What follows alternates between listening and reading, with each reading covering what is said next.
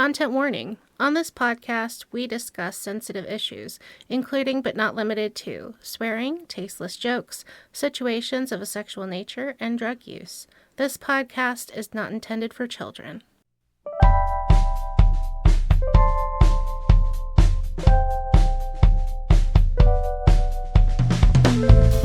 Hello, and welcome to BiblioWrecks, the podcast where we read the worst stories the world has to offer. I'm Bugs. And I'm Bam Bam. And it's been a little bit. It's been a little bit since we Not for this. you all. You all get it every 2 weeks. We banked a lot over Christmas, and it's been a while for us. Yeah, a lot of studying and a lot of depression and Winter's hard. yeah. So if we're catching our legs again, it's because gotta knock off the cobwebs. yeah. Do you like Star Trek? What? Do you like Me? Yeah. Do I like Star Trek? No, Yeah. I don't like Star Trek. I felt that. We've only done, talked about Star Trek many times. Yeah, like on every other episode. Every other episode. Or cats. Cats and Star Trek. Yeah, that is our theme. Yeah, that's weird. Is this a Star Trek fan fiction? No, not directly. Oh, okay. I don't know if it was intended to be, but it mostly is. Oh. We're doing The Ninth Colony by Colin Curtis. This book is if Show Don't Tell was assaulted by a Klingon carrying a tricorder. It is terrible. This is some of the worst storytelling that I've read. This is only telling, no showing. Pretty much. Oh, no. It's a lot of it, and it's like space battles and stuff. So it's just kind of telling you that, all these ships are blowing up, and it's not describing what's happening. Oh, that would make me very frustrated. Yeah, so the show and tell is bad. The writing is also pretty mediocre, not terrible, but the author could have looked up certain phrases, for instance, he meant to put suffice to say, but he writes it out as surface to say. Surface to say. Come in, surface to say. Yeah. So there were a few like that. Probably one of the more infuriating layouts I've seen in a book. It does things in 2-sentence chunks, and that's how the paragraph breaks go. Oh, God. So it'll be, if it's dialogue, it'll be one person says something, second person says something, paragraph break. Oh, my God. And it's just constant like that. Unless it's a big exposition dump, it's just 2-sentence, 2-sentence, 2-sentence, 2-sentence, and that's how the paragraphs go. So it's really irritating. I'm going to read about this book from Amazon. Simon Chambers is a 28-year-old decorator who does home conversions. On a bright day in June, he expects to go to work as usual, but he couldn't be more wrong. He sees a mysterious craft circling over him, and this event sends Simon on a strange journey. And this is where the about this gets weird. For almost 200 years, Earth's population has been brainwashed into believing that Darwin's theory of evolution is fact. What? With his life in peril, Simon is about to find out that this couldn't be further from the truth. Okay. Are we a creationism truther in this? Nope. What? Let me finish. Okay, yeah. yes. Simon sets off on a path that will change he and humanity's existence forever. After being kidnapped by an alien race and transported to another galaxy, he manages to escape. He forms a resistance group, and they work to uncover the truth of human origins. Oh. So, we don't ever actually go into the truth of human origins thing. No! False promises! Yeah, I was really hoping. Because this sounds like seeding Earth kind of thing. Yeah, it is. It's really just ancient aliens. Okay. He never actually goes into the ancient alien stuff. Damn, I want that though. But I recognize the setup here. Okay. It's just ancient alien shit. He starts off by talking about evolution, and at some point he brings up the theory of evolution, or the Big Bang theory of evolution is one point that he brings up. And that's two different things. I was going to say, as little as I know about all this, I thought those were two separate events. Yeah, totally disconnected. Yeah. I mean, not totally disconnected, like everything's connected at some point, but two totally different theories. Right. They don't necessarily have to touch each other. But yeah, really weird about this on this book. But wait, if we're going ancient aliens, we wouldn't have been believing the wrong thing for 200 years. We would have been believing the wrong thing forever. Yeah. So that attacking Darwin's theory feels like a red herring. Like, that's irrelevant, It really. kind of is. Like, it kind of just feels like he's baiting people Yeah. to, like, piss them off, even though it never comes up. Okay. The evolution thing never comes up. So I don't know what that was about. Yeah. I think he just doesn't understand what he was saying or something. It's hard to say. Okay. So I'll get into some of the story stuff. And all the stuff that's wrong with this book is pretty well set out, like, fairly early on. So I'm going to give all the examples that as they show up at the first part of the book, and then I'm just going to kind of zoom through the last part of the book. We start off, Simon and his friend, who won't make it to chapter 2, are in the backwater county of Hertfordshire, England. Oh, okay. So I'm pretty sure the author is British, and he's also like a construction worker, or like I'm pretty sure he's like a construction worker that works on like building homes. And he's also like a supervisor or something, and that comes up weirdly a lot. Oh. So our main character is also English, assumedly? Yeah. Presumably all the characters are English, or there's one character who's from, I can't remember what country, I'm pretty sure I wrote it down, but he's from somewhere else, and he gets like a totally different accent. Oh, okay. Also, there's an audiobook. The book itself only has like 4 reviews on Amazon for the Kindle version, but the audiobook, I don't know where the guy got the money for this. This just must be like just his pet project or something. He got a full cast. Wow. To make this audiobook. And like it actually elevates the book. Like the story sucks. But like the voice acting and the production value on the audiobook is actually pretty good. Wow. Like it almost made me forget how bad the story sucks sometimes. Back to it. Simon and his friend are going to a dilapidated barn that they've been working on. We're told Simon is a decorator and normally works as a foreman with dozens of employees. This is important because he's essentially going to do the same thing, but in space. Oh, okay. From the ether, presumably, because we don't get described like it's coming out of like the sky or hearing anything. A flying saucer floats above them. Simon is just psyched about this. He's a big sci-fi fan. He gets to see a flying saucer, and he's just so excited. And his friend is like, this is bad. We're going to die or something. So this is the beginning of Hitchhiker's Guide to the Galaxy. Yeah. The quote I have is, he was a character who was very much into sci-fi. And to him, this was something that he couldn't possibly resist. And like referring to your character as a character in the text is kind of weird, right? Yeah, breaking the fourth wall there It's a like little bit. it's like he was like leaving himself a note for the second draft, and he just never got around to the second draft. So this is how the story like delivers exposition. We couldn't possibly infer from like some organically delivered character building.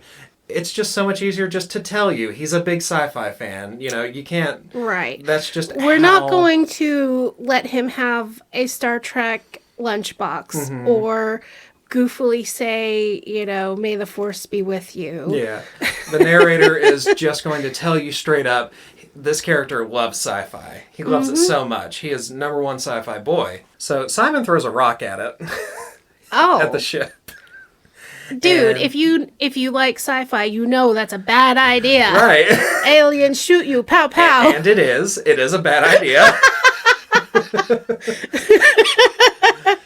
So he throws the rock at it, and the rock just gets disintegrated by like a laser ray. His friend says, that's probably not a good idea. You shouldn't do that again. Simon goes to throw another rock at it, and the ship shoots it out of his hand. A cage then lowers down. The text like literally describes it as what could only be described as a hollow rectangular cage. God damn it. Just say a hollow rectangular cage. It's just... It does that a lot. Like, a glass what can only be described as clear and round. Yes, it's exactly like that all the time. It does that a lot. Like, so instead bad. of like trying to describe something, something will just be like, obviously this thing. It Oh was my obviously goodness. these two characters are something. That is so funny. Yeah, it's like, it's lazy. Instead of like, I won't get You know too what? hard Yeah, into this it. is first draft because you would just go back and say, hey, clean this up. Just Yeah, describe it. Add in some detail or Add in some something. detail and subtract this could only be described. Just describe it, man. Yeah. So this cage comes down. Simon goes toward it. He wants to be captured. He wants by to get the aliens. abducted so he fucking wants bad. to be abducted and probed. So his friend is asking him, hey, what the fuck are you doing? And Simon's just like, I may never get another chance like this, and walks into the cage. Beam me up, Scotty. So blue light engulfs the cage, and Simon is trapped, and then his friend gets shot and dies. Oh my god. And why? Simon gets abducted and goes to space. Fade to black Okay. on that part.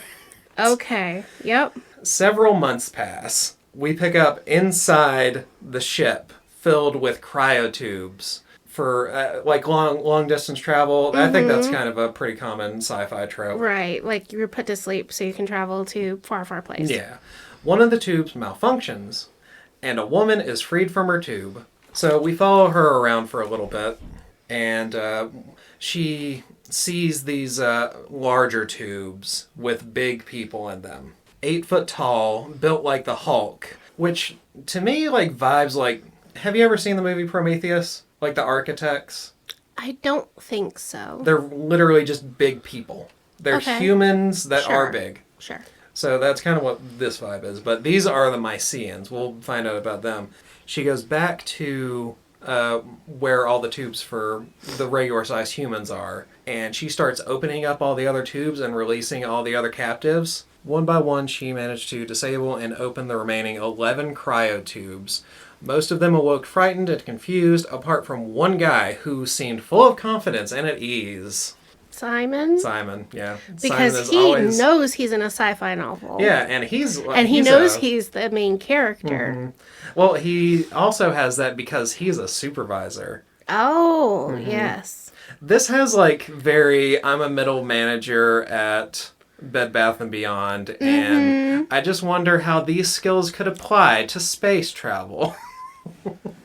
God, you're still not saving me from the Hitchhiker's Guide to the Galaxy vibes here. And you wrote yourself in, okay? Hi, I'm Simon. Thanks for releasing me. You know how you do when you get released from an alien pod.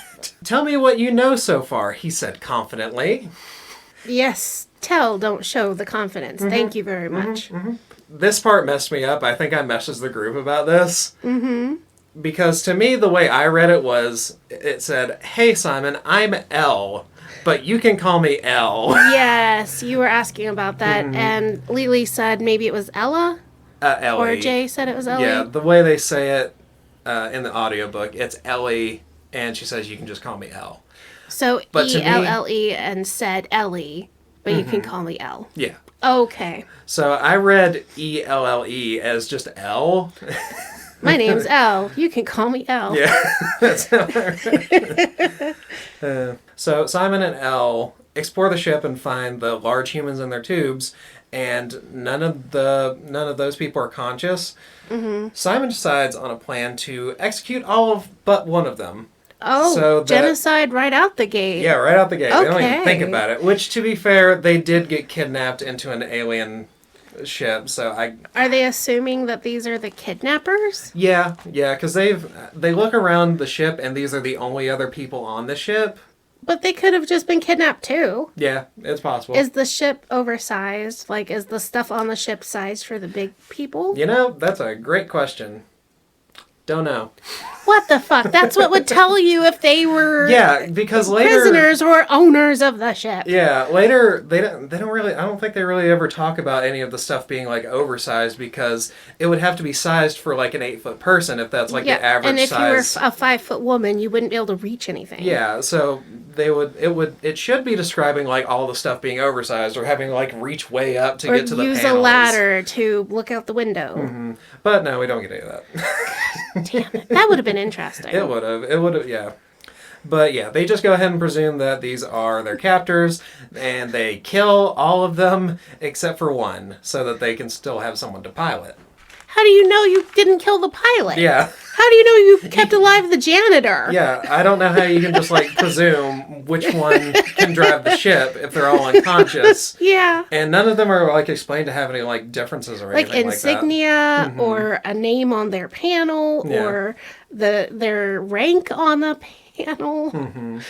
Oh, I did skip a part. Before they do that, they return back to the original room and they talk to the other humans that are on the ship with them, the other 10 people. And no one remembers being kidnapped. They do. They just don't talk about it yet at this point, I don't think. Okay. Yeah. I think Elle talks about her kidnapping a little bit. Are we just supposed to trust that these are the kidnappers and it's just not justified in the book? Yeah, they don't. It feels like it doesn't feel the need to justify it. We're just going with the assumption and we just need to trust me, bro. Mm-hmm. Okay. That part was confusing to me. Yeah. So before they actually go and kill them, they go look around the ship, they find weapons, and they just know how to use them because... Imagine an ogre-sized pistol meant for an 8-foot-tall man and trying to hold Yeah, it's like a little kid it. with like a water pistol that's too big for him. Yeah. So yeah, they go back and execute all the people, all the aliens one by one. Like they just turn off their tanks so they die? Nope, they just go one by one and shoot them in the head. Oh my there's only god, one of them that's left. even worse. Wow. The entire book like reads this way. I'll give you the actual quote. They return to the room with the aliens in and opened the pods one by one, shooting the aliens in the head until there was only one left. That is how the vast majority of like the events and stuff are done in this book. Sounds like a middle manager. Yeah.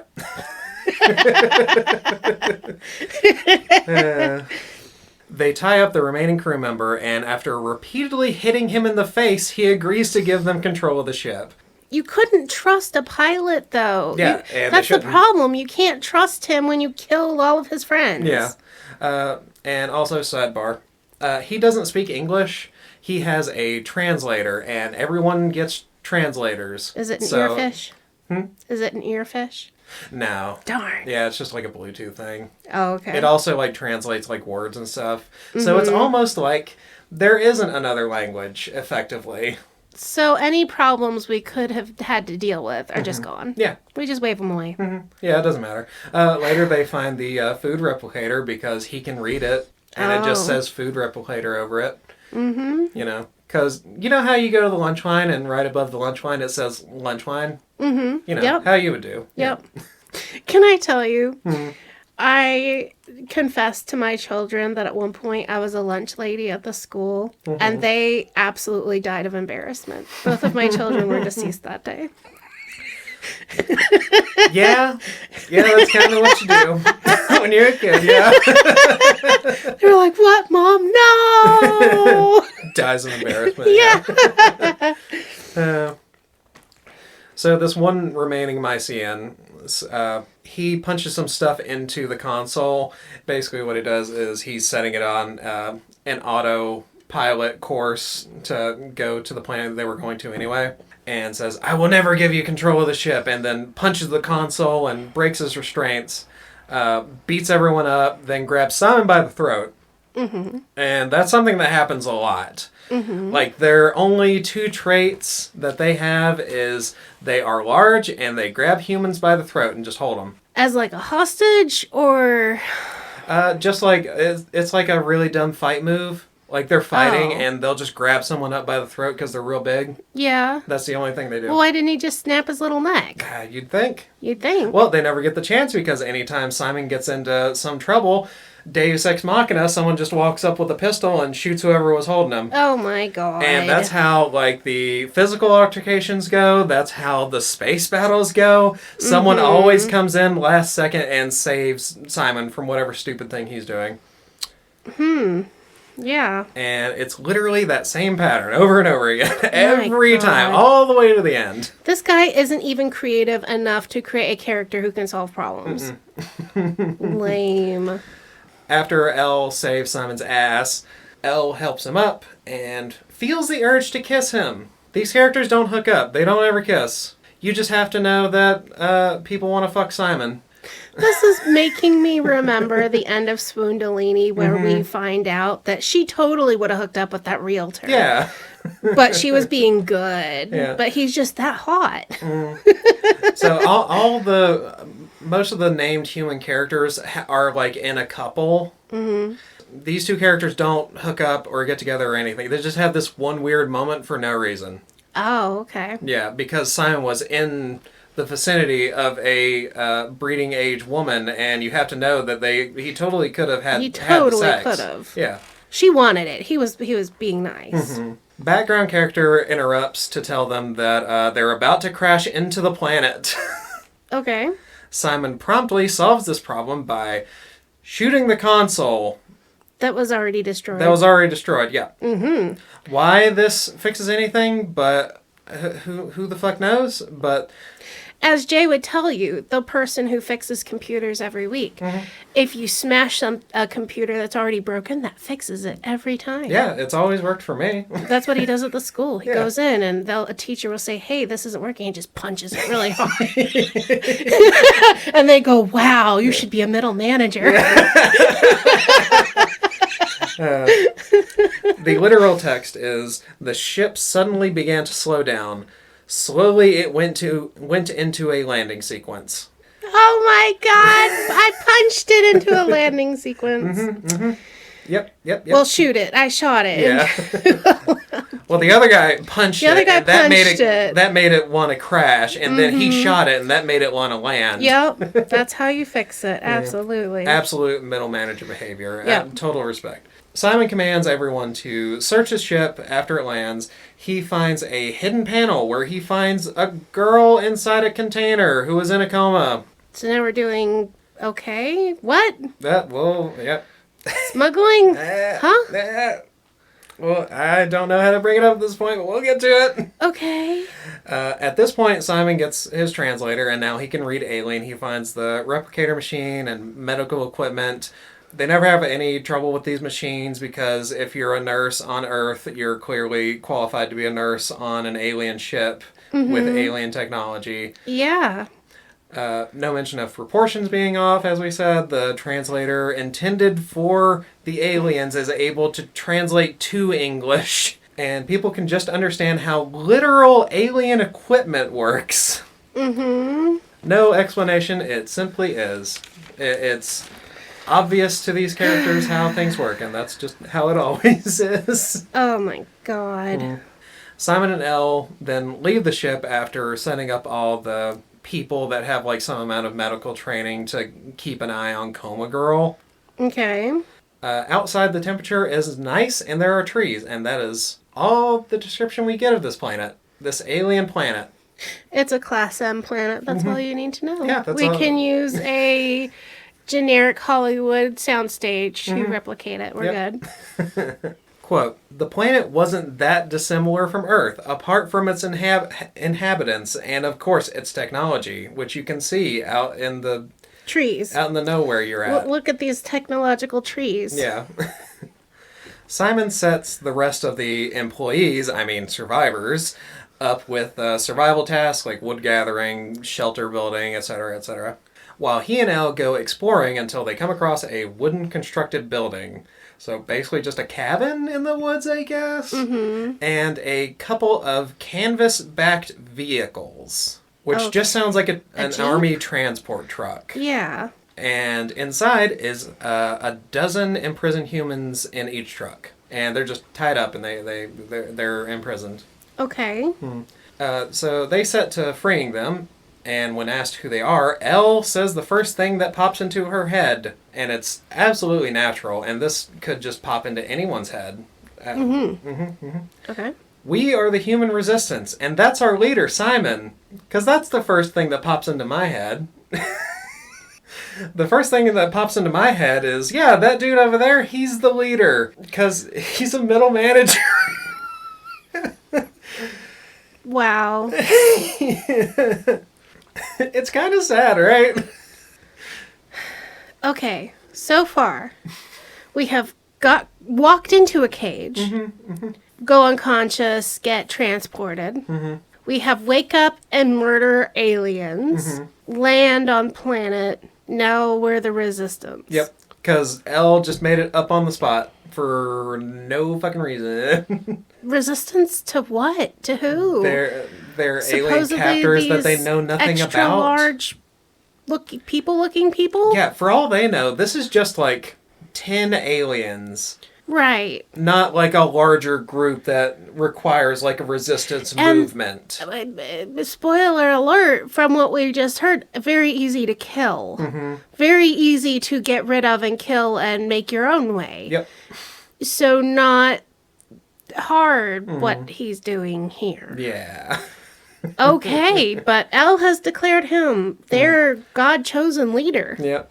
Well, he's the only middle manager on the planet, so yeah, it's clearly got to be him. He's the highest form of human authority on this planet now. So natural-born leader. Got his BA and everything. Yep. So as they're releasing the prisoners, 2 Myceans pop out of the wooden building who are obviously truck drivers. Why is that obvious? I don't know. Are they wearing trucker caps? God, that was exactly what I like. The flannel cut-off shirt. They got trucker hats. They're just 8 feet tall chewing tobacco aliens. and spitting it out and going, oh. Like, I'm imagining, like, they still have, like, space suits and stuff under their trucker garb. Yeah. Oh, my God. They're just... And these are the 8-foot tall people? Yeah. Okay. Yeah, they're more Myceans. Literal quote, they were obviously the drivers. That's how, yeah. Because there are trucks and there are aliens that there obviously has to be, they are the drivers. Which, I guess, ipso facto, I get it. There's no one else to be the drivers there, I guess. But it's dumb. It's stupid. That is so funny. Yeah. That is so funny. So, yeah, the author does this pretty often, more towards the end of the book. Something will just be obvious. I can tell this was written by a supervisor because apparently he expected someone to come up behind him and do the actual work of explaining why it was so obvious. They slay them immediately. Simon and Elle? Yeah. Simon, they're like in a shootout with them, and the Myceans are about to just come up and shoot Simon to death. But one of the prisoners that they saved earlier just comes up behind them and shoots them. So another Deus Ex moment of just someone saving Simon at the last second by just shooting whoever was about to kill him. God, he is the most middle manager I've ever met in my goddamn life. Doesn't ever do an actual single thing himself.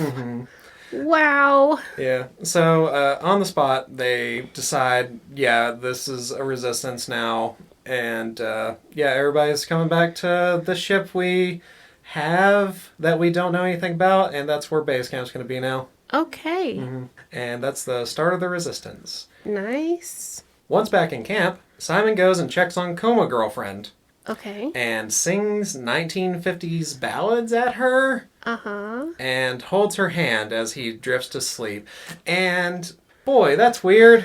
You're clearly starting a romantic relationship with someone who's in a coma and can't tell you to go away.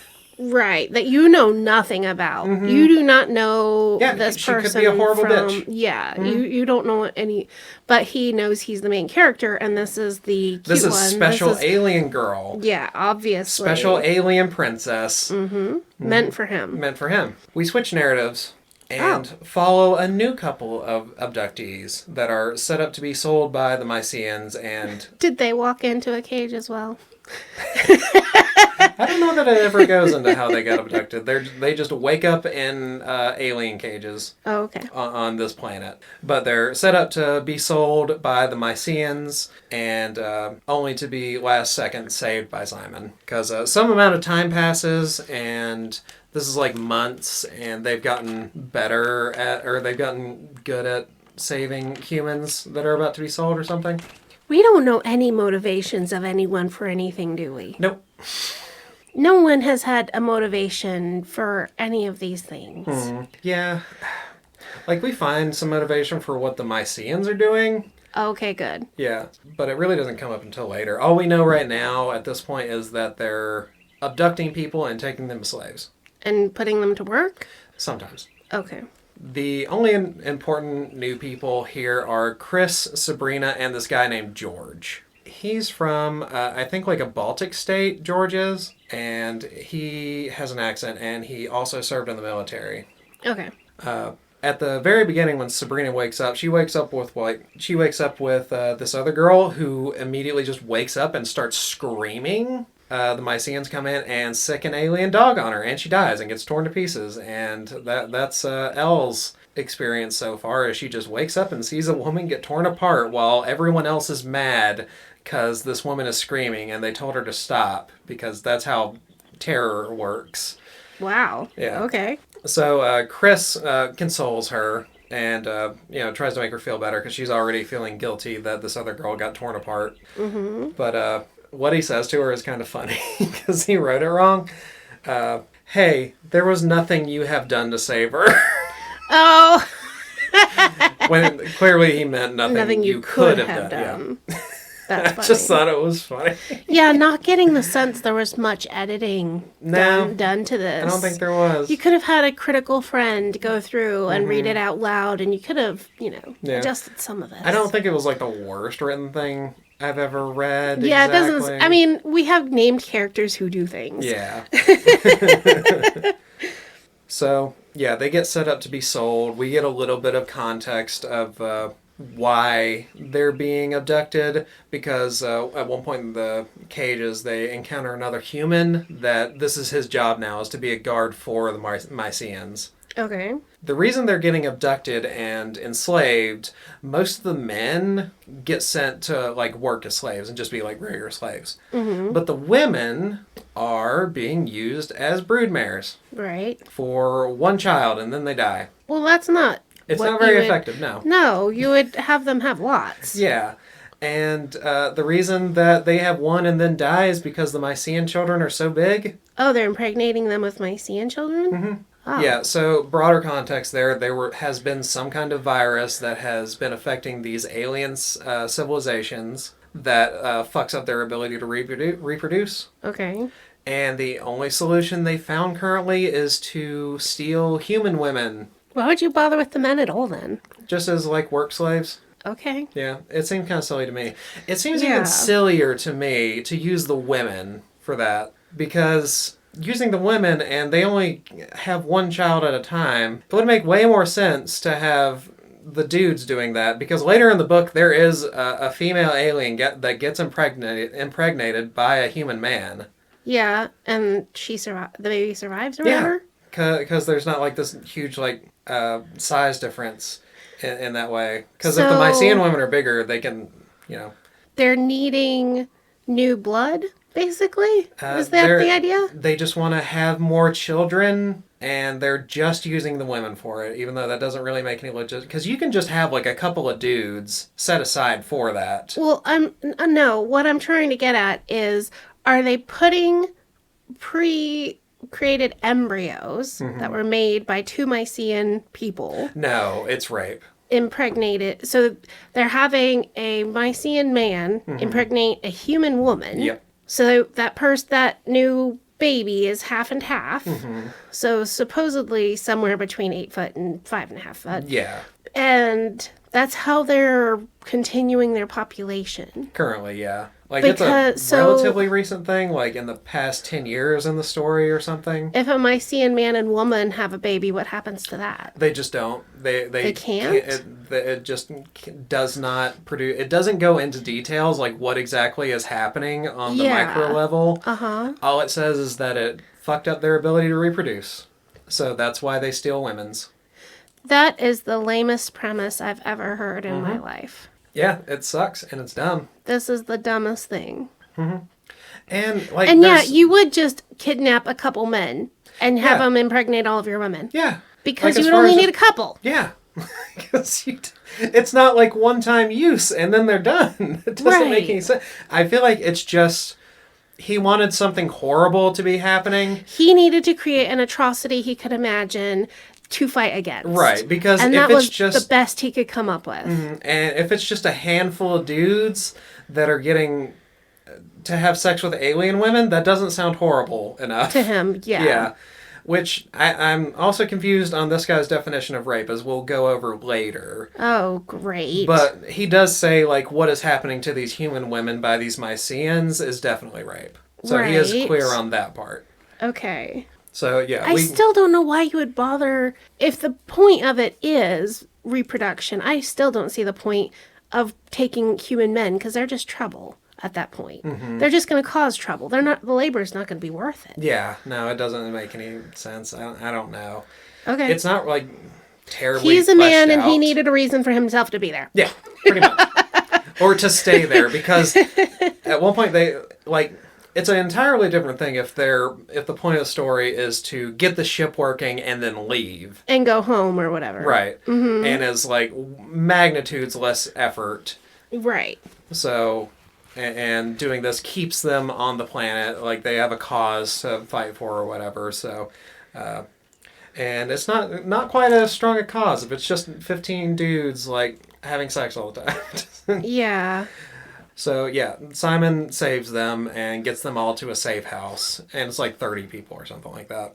He's been doing this for some time now. He has like a series of safe houses inside the Mycenaean city. We don't know what this city looks like. We're not given like any descriptions. So how long has this been going on? For at least a few months at this point. The using humans for reproduction thing. Oh, that part for like years, I think. It's brought up later. So we're like evolutionary cousins? Yeah. The way it's explained later... So the book is called Ninth Colony. Okay. And there are 8 other colonies of, like, some variation of human. Okay. Like, they're human, but they're a little different. Like, it's kind of like in Star Trek... when they would encounter a new species, but it would just be like a humanoid with some kind of like face ridges or something. And that's just like shorthand, this is an alien. Right. Which is exactly what he does. Right. Because the Mycenaeans are just humans but big. Later we meet the Gosians, and they're humans that have telepathic abilities and cheek ridges. So this guy is writing this as if... Because in Star Trek there was like a financial reason. It's just easy shorthand and it doesn't cost us that much money. It's very easy to do with makeup. Right. Yeah. So I understand when Star Trek does it, it's just like an easy shorthand that doesn't cost as much money. This is a book. The only limit to that is his imagination. And ability to write it. Right. Yeah. But he wanted to write a story where they're just basically humanoid, but with some kind of tweak. So, okay, all these other... in my head, I know it's not the best comparison, but in my head, I guess I'm thinking it's kind of like where you would have a Great Dane and a Chihuahua. They can breed, but it's not great for the Chihuahua to be pregnant with one. Yeah. Is that the idea of how the humans are? Is that they kind of split off? Yeah. And they look different, but they're able to interbreed, and so they're still human, just the way Chihuahuas and Great Danes are dogs. Yep, that's it. You got it. Okay, thank you. Yep. I was going off there in my head. I was confused. Yep, it's a hard concept to express. Okay, I'm back on board. I'm here. So yeah, Simon's been doing this for some time now and has a series of safe houses in the Mycenaean city. Most of the people he's saved decide to join the resistance, and some of them just decide not to and go off in the wilderness to die is the implication. Okay. So, yeah, that's just how it goes. They're given a choice, at least. But everyone that has been there for any amount of time knows that they're just going to go out there and die. Huh. So not really giving the new people the information they need. Right. And that's a continuing theme. Because it seems like we're lacking giving information to the reader as well. Yeah. They are going from safe house to safe house, like working their way out of the Mycenaean city. When Simon gets word, a Gosian shipment of slaves are heading to a ship to go off planet. So Simon's going to save them with his new batch of recruits. Their plan is to just cut off the convoy before it can reach the ship. And I'm betting you're wondering, because I wondered this, why did the Gosians park their ship so far away from the Mycenaeans city? Also, if they're psychic, how would they get caught? Yeah, I don't know. Yeah. Well, I don't think they're psychic. I think they're telepathic. I'm sorry if I said psychic. Yeah, but even being telepathic, you could tell people had ill intentions. Yeah, I guess so. Well, they kind of ambush them, so they don't know they're there, and there's only one Gosian. But if you're telepathic, no one should ever catch you by surprise. They were the Spanish Inquisition. But, yeah, at this point, no one knows that the Gosians are telepathic except for Simon and a couple of, like, Elle knows, but she's not really, in the situation. Okay. But Simon goes into this knowing what's up, and no one else does. He doesn't tell anyone or anything. Oh, okay. Any of the new people. All right. So, yeah, I don't know why they parked so far away from, like, wouldn't it make more sense to just be able to park your ship in the city, and then you don't have to go in the outskirts and risk getting ambushed? How else would our middle manager succeed in his mission? They start the ambush and get into a firefight, and it's very boring. They blow up a truck. Here's how this gun battle is described. Okay. A gun battle ensued, with the guards killing several resistance fighters. Luckily, though, they still outnumbered the guards and soon overran them. That's the gunfight. That's the gun battle.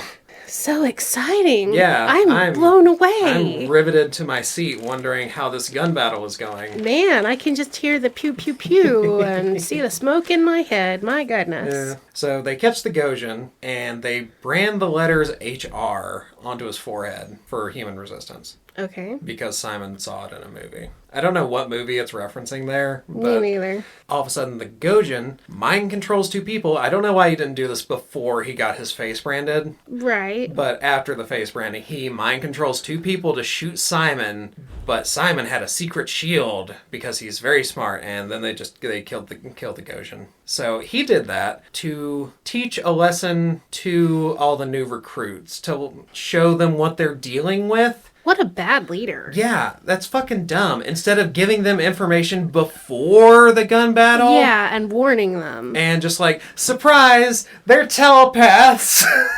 Wow. That's some shitty leadership. Yeah, it's really dumb. Because that doesn't make you look good to have superior knowledge and keep it to yourself. That makes you look like a dick. Yeah. Wow. Which, most supervisors. Middle manager. Yeah, that's how he's acting. He's consistent. He is a He middle manager. is consistent. Motherfucker. I will agree. Because that would get him a raise and everyone else dunked on. So, yeah.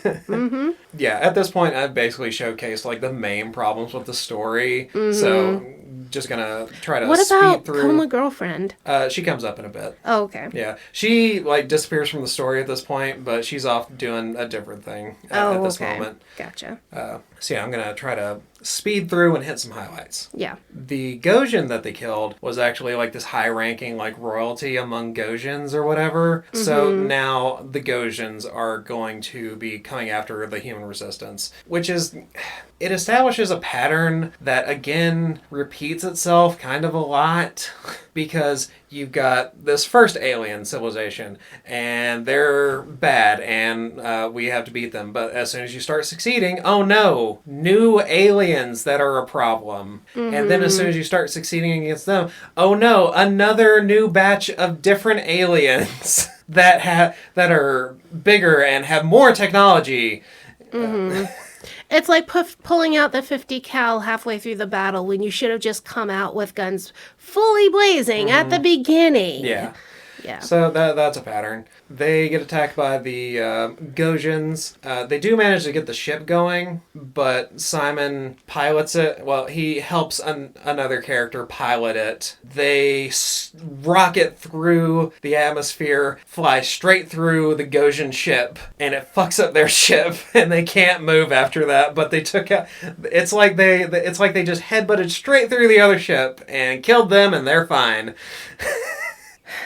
Yeah. Do you get the feeling that he's kind of using Han Solo as his, like, prototype that he's trying to base himself on? But he is himself a boring middle manager, and so can only write himself with that, but he's wanting to be like Han Solo? Yeah, probably. Wanting to be a badass hustler? I don't know if the voice actor was given, like, a certain kind of direction or something like that, but he's giving, like, serious butcher voice from The Boys. Oh. He's got that kind of South London kind of accent. Okay, yeah. Yeah, very, very much giving him the main character treatment. Interesting. So while that's happening, some of the other Resistance members have to go underground to, like, this network that they found while they've been on this planet to what looks like an underground Stonehenge. And some of the people they send down a tunnel to escape to somewhere. I don't know whether they disappear from the story altogether and never come back, but it could be they never actually came back, or I just don't remember because I don't care. Did he think the Underground Railroad was a train underground?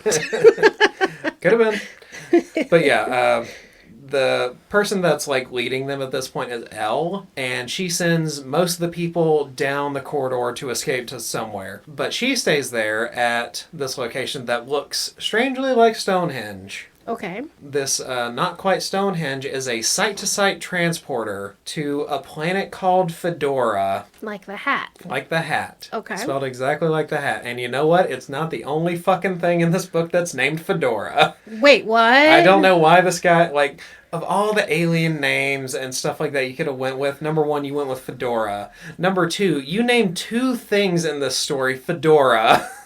That's kind of wild. Yeah, because there's a planet called Fedora, and then there's a ship called Fedora.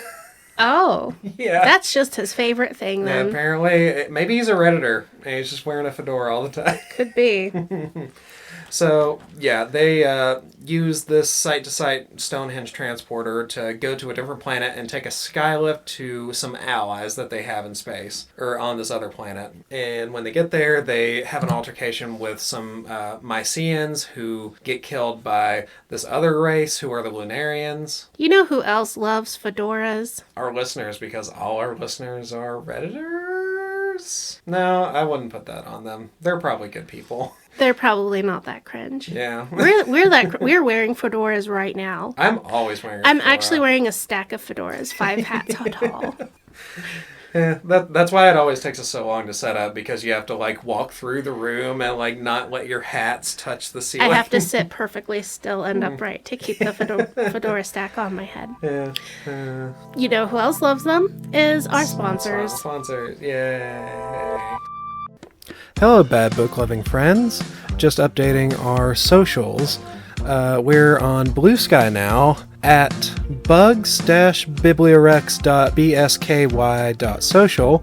We have a Substack at Bugs and Books, and the profile name is Bugs at BiblioWrecks. And of course, our website, BiblioWrecks.com. Drop us a message and check out the content that Bugs works on. She's really good at the social stuff. And let's get back to that bad book. And we're back with lots of fedoras. A fedora for you, and for you, and for you. Yeah, we're now selling fedoras on our website. The BiblioWrecks fedora. It'll make you the coolest cringe you've ever seen. Yeah, you'll have opinions on books that no one wants to listen to. And you'll tell them you have a podcast, and they'll go, oh, and walk away. Yeah. Like, ew. Gross. So, I'm gonna try to speed through more. I keep getting bogged down with details, and that's always my problem. I know, because I'm the detail one. Yeah.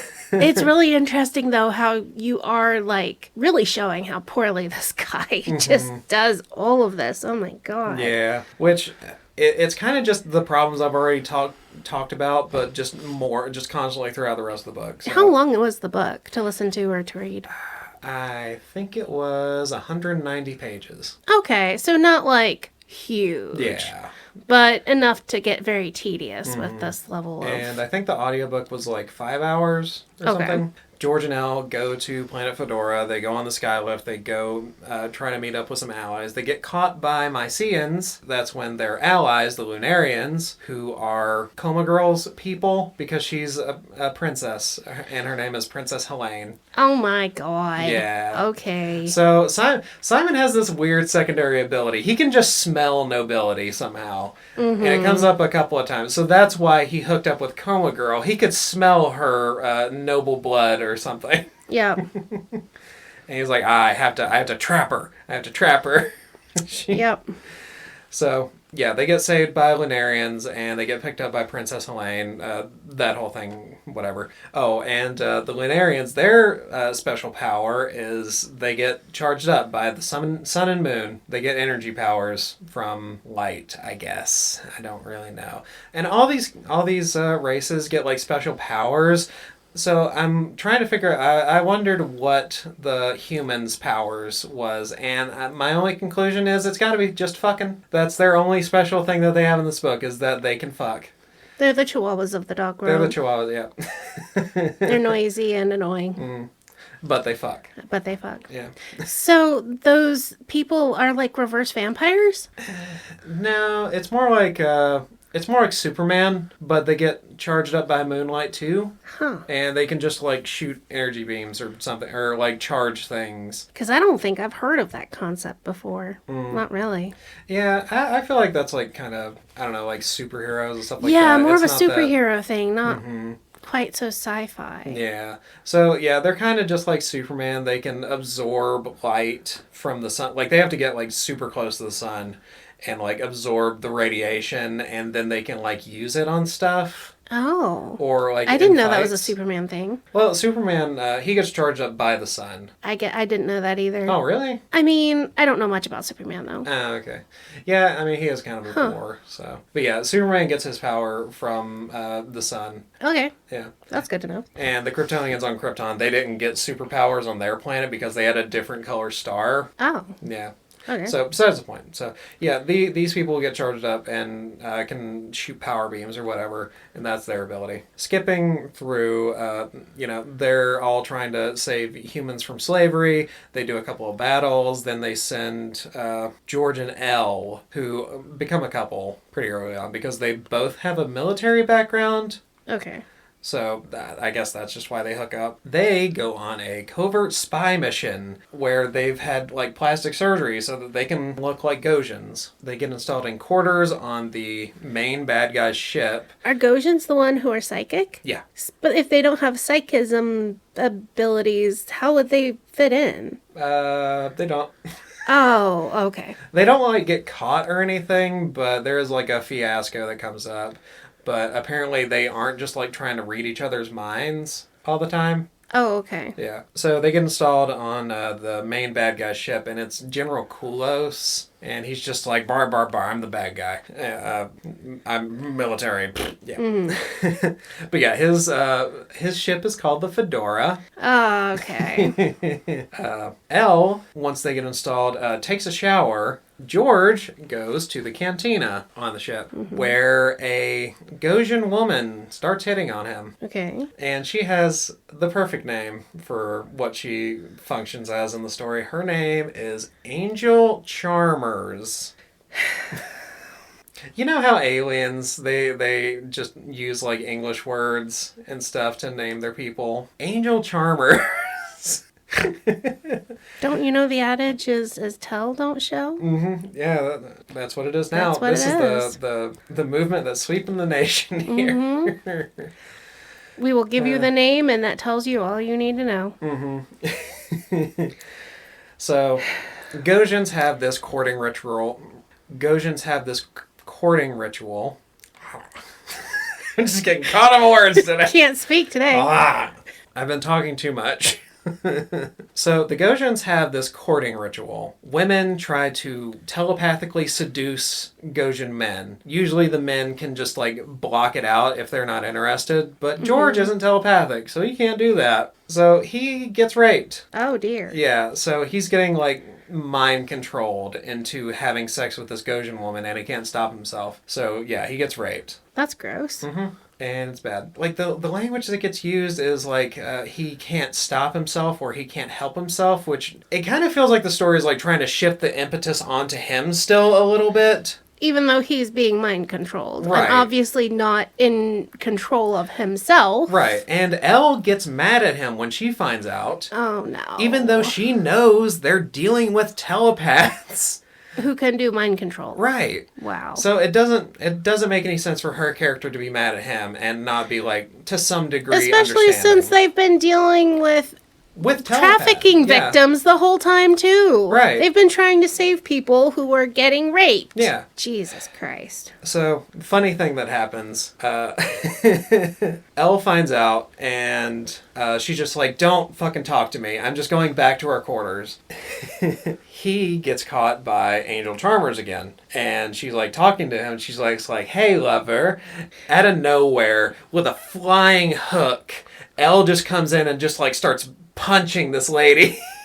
But probably from Angel Charmer's perspective, she didn't do anything wrong. No, because she thought didn't. This woman, or she thought he was a Gojan and had the ability to block her out. Right. And was assuming there was consent there. Yeah, she doesn't know it's rape. Right. But God, it's still rape.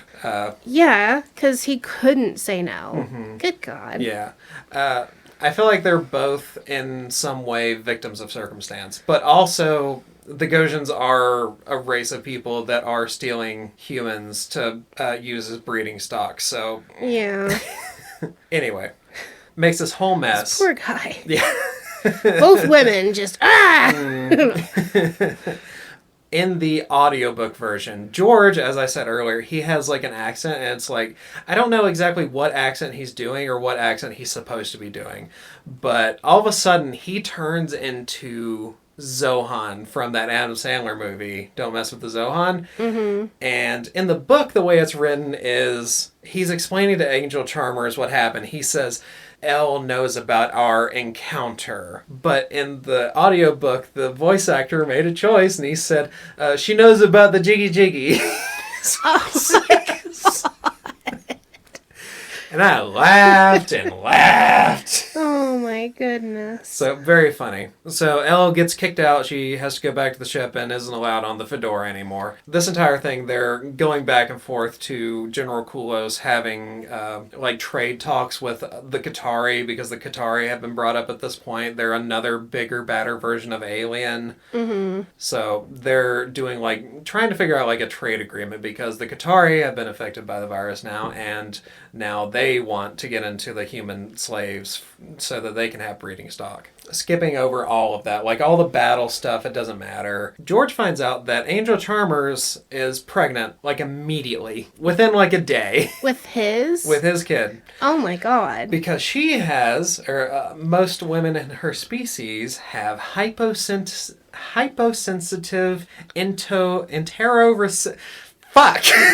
Yeah. Interoception. Okay. Hyposensitive interoception. Not hypersensitive? Said hypo. That's what. Because hypo means low, very low. Hyper means high. It could be I misread it or misheard. I could have been getting that note from the audiobooks. I might have just misheard. Okay. So it could be hypersensitive interoception. Knowing the inside of her body? Yeah, she just through alien biology just knows she's pregnant. Within the second or something. It's really dumb. Okay. It's just to move the plot forward so that I don't know why that happens. Like, there's no effect. Eventually, George, very soon after this, gets taken into custody and gets tortured. So there's no lead up to nothing ever happens with that plot line. So I don't know why exactly this happens. Is that how they tell that he's human? Because pregnancy can't happen between two Gojans? No, aliens? They find out because he was sending a encrypted message in space. Because now that would have been a clever way to reveal, oh, he's not one of us because she got pregnant. Yeah, it brings That could that have been up as clever. it brings that up as a possibility, but that's not how he gets caught. He got caught because he was sending a message through subspace or something, and that's how they find out. If humans get this virus, can they no longer mate with each other and get pregnant? I don't know. It never says anything about humans being able to get that virus. So apparently, humans' super ability is just their reproductivity. Okay. It's I am just utterly baffled by this entire it's premise, just, okay? it's a it's a space opera power fantasy that's just like weirdly a little bit horny. White male savior, save the women, and we have to come up with the most weird reason for all of this to begin with. Yeah. Okay. So at this point, there has been a war started between the Gosians and the Lunarians because, the Lunarians are on the side of the human resistance and the Gosians are just like, those are our slaves, get them back, please. And, starts this whole war. They do some fights and stuff like that, and it's really poorly described. We've already went over that. And the Gosians and the Qatari get through their trade deals and they just leave. They just leave the war. They quit the war because they got something else to do now. They're bored of it. Yeah. Okay. So they leave and... What can only be described as withdrawal from the battle. Yeah. In which they withdrew. They were obviously done fighting, so they left. But right before that, like right when they were getting ready to leave, there was another race of aliens that were coming in out of left field to save Simon from... Honestly, this was feeling like the Doctor Who episodes where you have Daleks, you'll have the Time Lords on one side, the Daleks on the other, and then you'll have, what's the ones that are humanoid? Cybermen, and you like just... It's just like too many of the villains. It's all of the villains show up all at once, and it's like, seriously, guys, you just... Couldn't think of something new to say. Yeah. Which, it's kind of funny because during that battle, Simon's just like, oh, I know there's this other race of aliens. I don't know who they are, and I don't know whose side they're on. I'm just going to ignore them. That's so funny. And it just happens that they were there to help the Lunarians. And it's another race. They're a Lunarian ally, and I hate what their name is. What are they called? When I first read it, I was like, I'm going to be generous, and I'm going to say this is pronounced Kelisai. And after listening to the audiobook, it is not. It is pronounced Khaleesi. Khaleesi. Yeah. I tried to be generous and just not be like, oh, he got the name from Game of Thrones. Obviously. Yeah. Yeah. I tried my best to be generous, but nope. The audiobook direction was given, and it's Khaleesi, apparently. So. Yep. They're just another race with powerful technologies in medicine, and for some reason they've come up with a cure for the reproduction problem virus. Okay. So you'd think problem solved. Just pass that out to all the other races, just and give that to everyone. They don't need to take slaves anymore. Problem solved. Yeah. But they don't do that. Lame. And that's not, for some reason, that's not the plan. Like, it's still kind of, I guess it's like the beta version, I guess. And they're still in the process of working on it. The Khaleesi are, they're like an ambiguous race, I guess, because they have all of this technology, but also what did they have to do with a bunch of humans in order to, use their DNA to produce an antidote to the virus is like another thread that never gets followed up on. Oh. So they're coming up with this cure, and then for no reason at all, they're just like, oh yeah, you know how your girlfriend has like super sun and moon powers for some reason? We can give you those. You want sun powers, buddy? We're going to give you sun powers. And they just inject him. He's got superpower sun charging now because he needs it later in the plot. Great. So they're just like, yeah, you probably need this for some reason. We don't know yet. Failing upwards. The rest of the book is Simon flying back to Earth. His plan is to, in less than a month, get all of the world governments to work together to install alien technology that is vastly superior to Earth technology because it's just modern day Earth, and protect the Earth with like a planet-wide shield with like these alien generators and stuff like that. Mm-hmm. So that's his plan, to get all that going in a month. Good luck. Yep. Well, he does it, and that's just wildly unrealistic. Yeah, you wouldn't even be able to convince everybody that aliens existed in 90 or in a month. Yeah, even showing up in a spaceship. Because that's what he does. He goes to Earth and he hovers right over top of Stonehenge. Yeah. And sends, I don't know, like sends a message through like all the media outlets in the world that, oh, I'm from space and I'm here to protect you. All the world governments work together now. We can all meet in Britain because that's where I'm at and where I'm from. Time Lord logic, okay. So they're hovering over Stonehenge, and he goes in a like a protected pod to the sun and absorbs some sun power so he can come back and charge up Stonehenge because it's also a site-to-site transporter. Okay. So you see what I mean by it's just ancient aliens? Yeah. Yeah. And lazy. So he charges it up, and for some reason it just goes to some wild jungle planet that has like no setup or anything. It's just like, it's like a Garden of Eden planet is all it is. Oh, it's not the underground tunnel thing that they had seen before? Nope.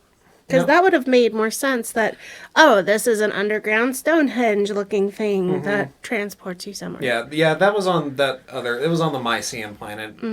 For some reason, it was underground. Who knows why? Yeah, they find this empty paradise planet, and they start funneling through a lottery system, funneling most of, like, the younger people, and I think maybe also the disabled, but he makes a point that the older people don't get to go to Paradise Planet. Why are we leaving Earth anyway? Because they think that all of Earth is going to get taken over, and I guess they just want like a backup. By who? Oh, I probably skipped that. The Gojans and the Qatari made a deal that they're going to go and take over Earth. Oh, yeah. Okay, you didn't say that. I did skip that. Sorry. I was so... Okay, okay. This is why he's bothering going back to Earth. Yeah, that's why he went back to Earth. Sorry.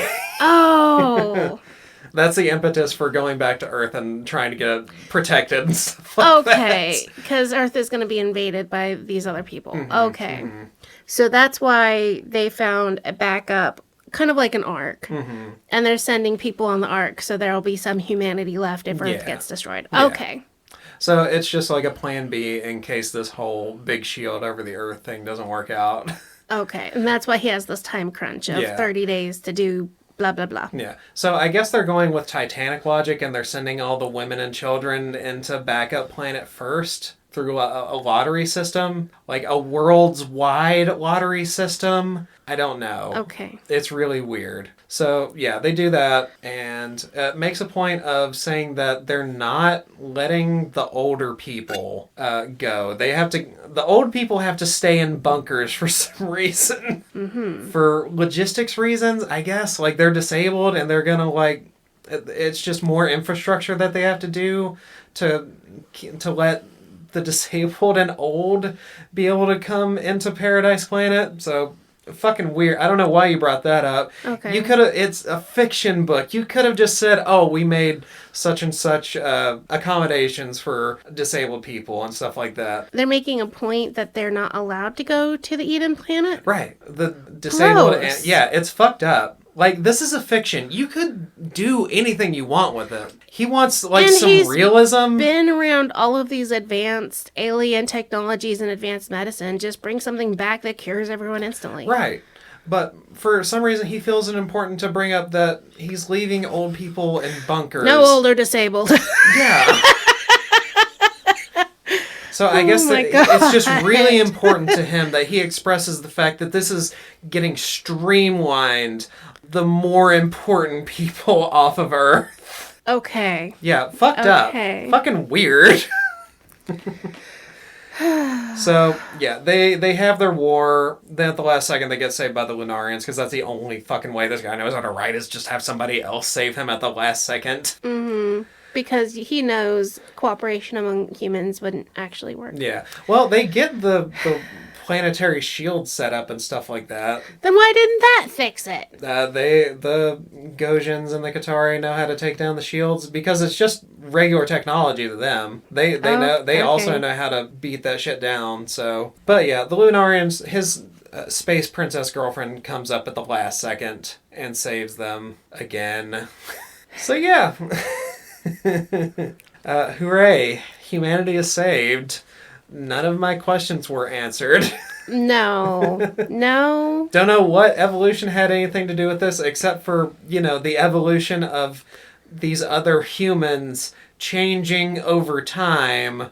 I don't know how this refutes Darwin's theory of evolution. It would actually improve evidence if you had segments of human population on separate planets and each evolved to different very traits. specific traits that helped them on their planet. Yeah. That would be like the canaries and whatever.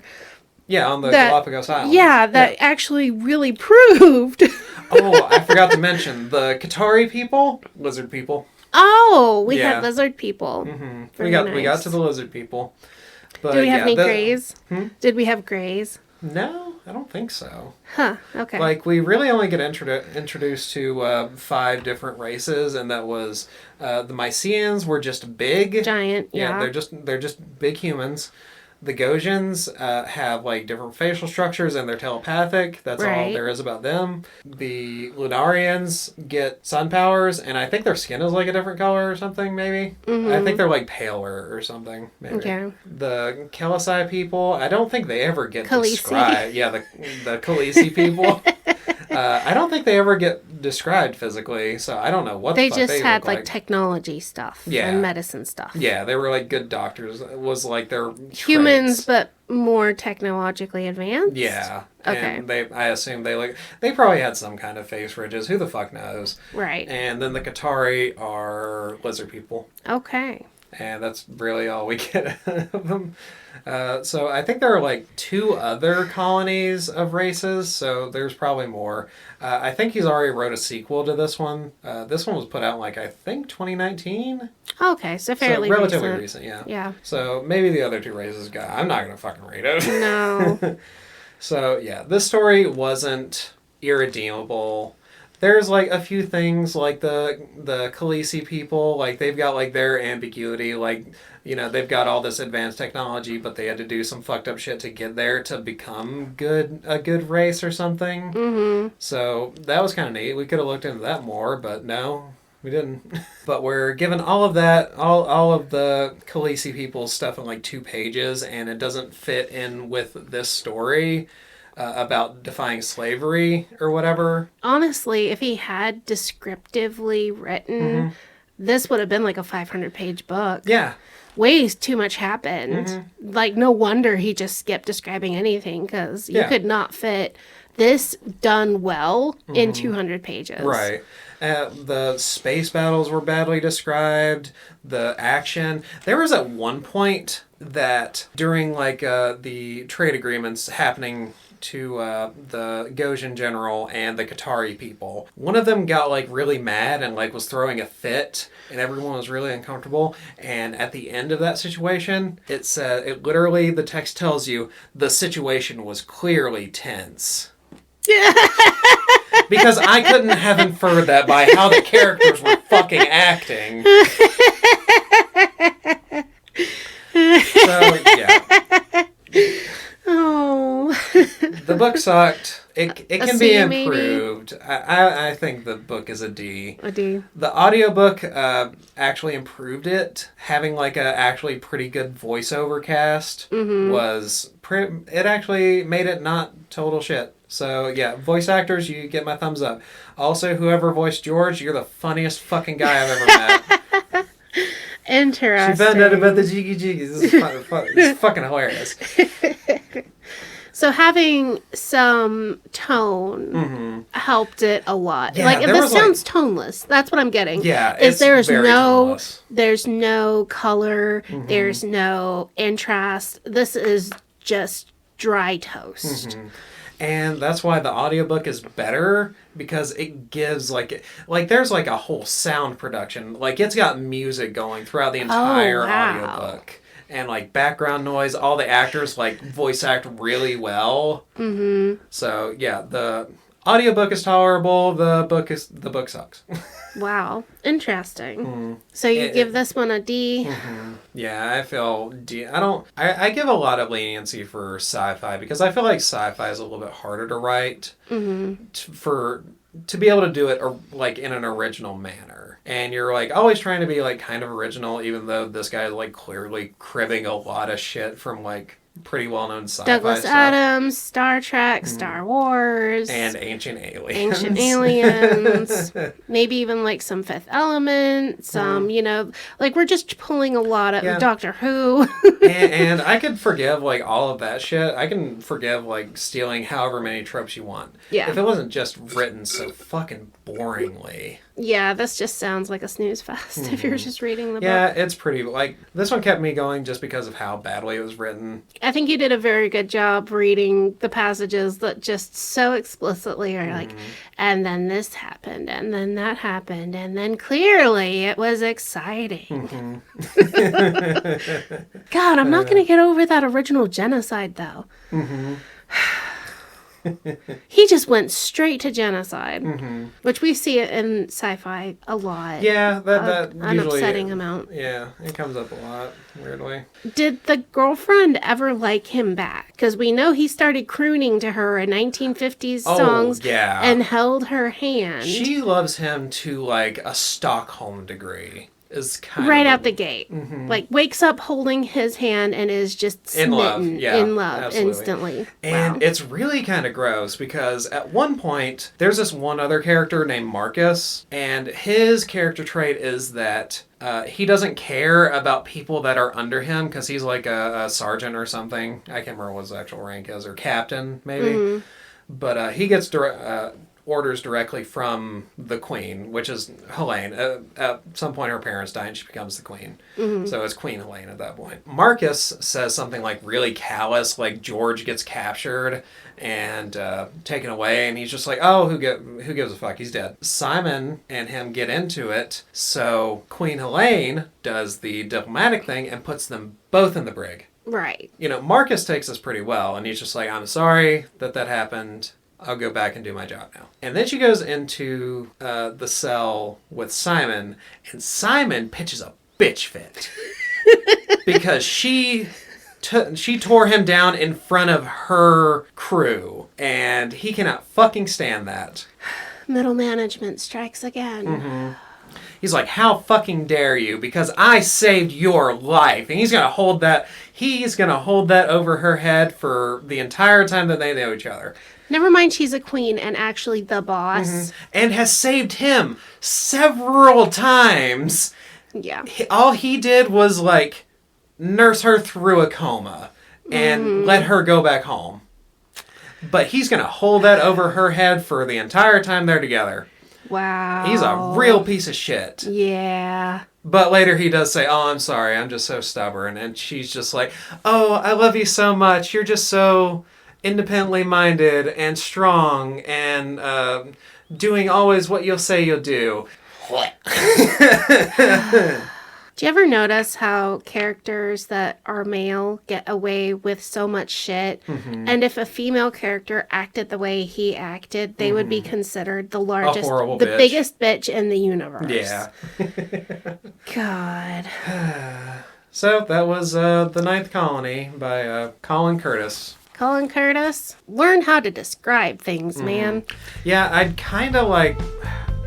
I hope that he keeps writing and makes a couple more in this series, and maybe I can like skip a couple of books and go to like... Maybe it'll be good in a couple years. Yeah, maybe he'll work on his craft a little bit, and like maybe like book 5 or 6, it'll start getting like pretty good. Yeah, because there are other authors where we saw, you know... improvement over a lot of improvement, yeah. So it's possible. I don't think like this story is irredeemable. I feel like he didn't have like a very formal literary education. Right. And he just kind of raw dogged it. Just went right in there. Yep. Interesting. Well, thank you all for tuning in and listening to this episode. Please follow me on Blue Sky, at Bugs, at BiblioWrecks podcast. I share memes, I share latest episodes, I'll chat with you. If you have suggestions, please email them to BiblioWrecks@gmail.com. That's BiblioWrecks @gmail.com. And let us know if you've read this book or any of this guy's other stuff, whether it improves. Oh, and also shout out to Terrible Book Club, because I got the idea to do this book from their list of episodes. I was like, I need something. Oh, okay. And they reviewed this one like several months ago. Nice. So yeah, they're pretty funny. They do what we do, but they have more people listening. Well, we don't have a huge audience. Yeah, they've been doing it a lot longer too. We have a very small, very dear audience at this moment. And so. we love you. Every one of you. We appreciate every single download. Yeah. And I presume you're people and not just bots. I haven't paid for any bots, so I'm assuming they're people. Okay, I'll take your word for it. So, catch y'all next time. Bye. Bye.